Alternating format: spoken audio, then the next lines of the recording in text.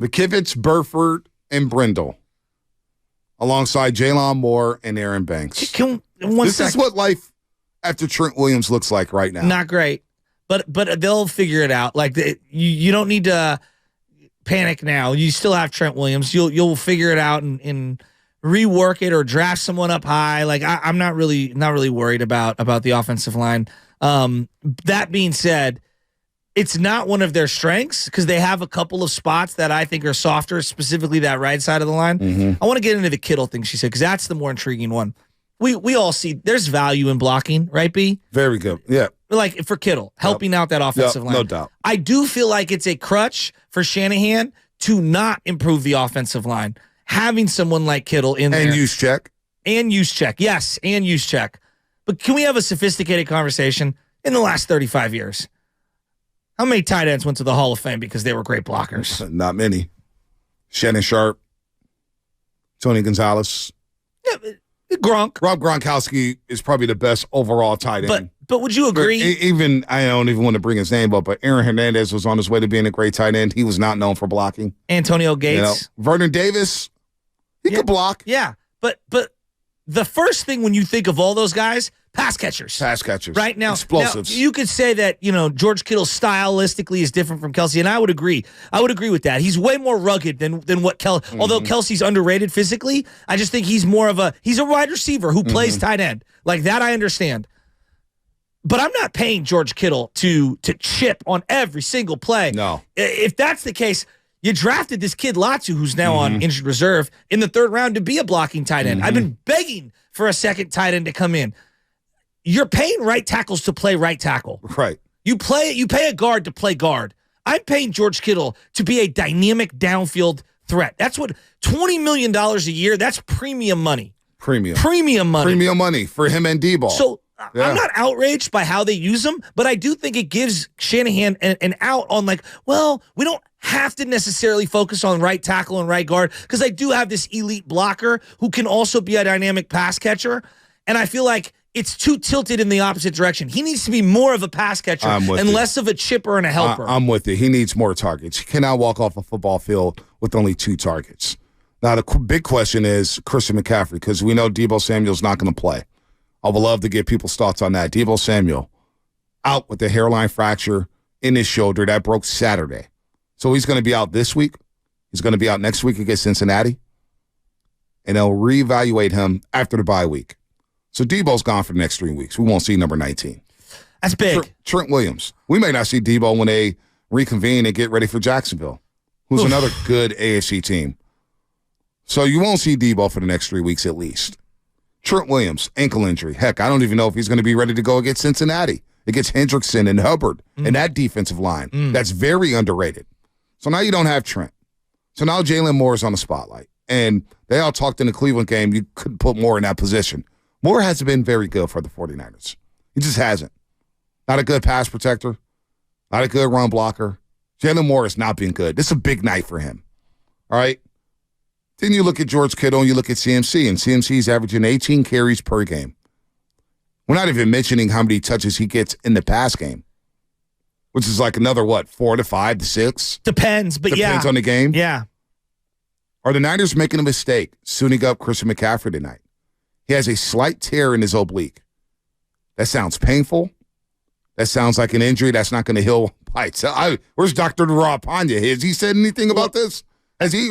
Check his Twitter page. I wonder what he said about this. Playing with this slight tear in his oblique. First I thought it was rib. Now it's an oblique. And he's taken some shots the last couple weeks. Christian McCaffrey's gotten lit up. Whether it's the Cowboy game with a couple of no throws by Brock Purdy or last week against Cleveland. He got his bell rung a few times. So now, do you need to play? Like, here's my thing, Shasky. I'm looking at Minnesota. I'm saying, Ayuk, Kittle, TDP, Jordan Mason, Eli Mitchell, and Brock Purdy should be enough. With this defense, should be enough to beat this Vikings team. It should be, right? It should be. I should need CMC in this game. It should be, but I feel like they've been so CMC reliant and heavy. A lot of the trends that they've created are based off of what he brings to the table. Not allowing the box to get stacked because, obviously in this week, if you don't have CMC, right, I would just stack the box and dare someone to beat you over the top. In years past, like if you stack the box, not only can they play action and hold up, he can beat you. Like how many times has he gashed teams for big runs when you stack the box? Simultaneously, you stack the box, you bring the house, the leak out play happens for him as a pass catcher. I feel like this one is going to be very easy for them in terms of Minnesota. Right. They're going to try to bracket Brandon Ayuk, and they're going to stack the box. And they're going to dare the wide receiver opposite to make a play. And you got to get the ball out fast today because Minnesota loves to blitz. I don't know, B. I think this is going to be a lot harder than we think. They can win this game, but I think it's going to be a lot harder. Dr. Narad Pandya, any degree of strain of a muscle is going to involve tearing of the muscle. Whether it be microscopic, grade 1, partial, grade 2, or complete, grade 3, there's always a risk of worsening the injury, but degree of pain or ability to flex, rotate the trunk are key to Christian McCaffrey. So a slight little tear. And there is a risk of worsening this injury. There's a risk he could be out for a long period of time. Would we all agree as Niner fans, CMC goes down for a prolonged period, they're in trouble. Could be a problem. They're in trouble. Could be a problem. Because Debo's out for multiple games, and it feels like, we're okay. We're okay. If I said the same thing about CMC, I don't know. If he misses 3 weeks to a month, they're in some trouble. All right. Don't panic yet, Shasky. They're 5-1 Well, this is one of the best players on the planet. Yeah, they should be good enough. You got Kyle Shanahan, and you got Brock Purdy. This schedule if is Brock tough. Purdy is who we think he is, you should be able to win a couple games without Christian McCaffrey. You got Brock Purdy, right? Are there excuses baked in at all for anybody? As in, like, hey, we look sloppy tonight. No. We lose the game tonight. No. Listen. Hey, you're out this guy. You're out It's a monster game for Brock Purdy. Brock Purdy could shut a lot of us up. Absolutely. I watched Jimmy Garoppolo get no excuses. He walked on a football field to start a season with Kendrick Bourne. That's right. Dante Pettis and Trey Taylor, a wide receiver. That's a good point. Trey Lance in 3 to 4 games he started did not have George Kittle at his disposal. That's actually a really good point. He had a Deebo Samuel out of shape, and he had no Christian McCaffrey. The week 1 against Arizona, I keep going back to, they lost Mostert and Kittle, boom, boom, like right away in the first half, and we destroyed Jimmy. So there's no excuses for Brock Purdy. This defense, again, from Minnesota is middle of the pack. They're 18th against the run, although they're a lot better at home, as our official statistician Alex in Atlanta brought to the table. But also they're 17th in the pass. There's yards to be had. Brock Purdy's him. He should be able to do this without Christian McCaffrey and Deebo Samuel. And Trent. Well, that's because to me, he's going to have time to throw. Between Deebo and Trent's the bigger absence by far. Well, if he can't throw the football because he doesn't have time to throw against this Vikings we're in front, trouble. Then we got bigger problems. Let's go to Fidencio. Is that his name? Fidencio in Rodeo. Am I saying that right? Yes, sir. You're Fidencio. That's right. All right, here it is. Fidencio in Rodeo. What's happening? I like that name. Hey, how you? Yeah, thank you. It's not very. Just me. My dad's the same way. We don't get this all the time where it's not a common name. Oh, I like it. Go ahead.